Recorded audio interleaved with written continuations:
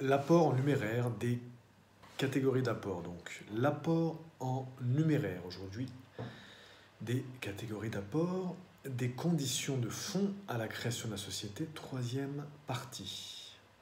Donc, au sein des catégories d'apport, l'apport en numéraire aujourd'hui. Rappelons-le, l'apport est une des trois conditions de fonds à la création d'une société, dont l'affectio societatis et enfin le partage des bénéfices et des pertes font partie.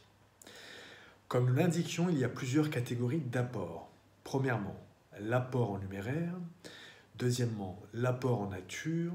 Et troisièmement, l'apport en industrie. Le total des apports constitue le capital de la société. Et en contrepartie, les associés reçoivent par exemple des actions, des parts sociales, ouvrant droit à d'autres avantages éventuels.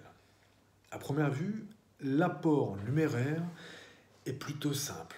Il consiste dans le versement de fonds déterminés d'un associé vers un compte ouvert au nom de la société.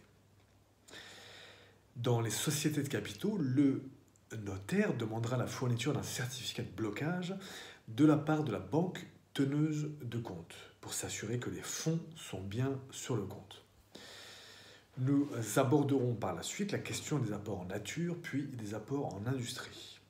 Pour aller plus loin, je vous invite à vous reporter à notre article, à nos articles précédents, nos exposés précédents, l'apport des conditions de fonds à la création de la société, et aussi l'affectio societatis, ou la vision commune des associés, des conditions de fonds à la création de la société.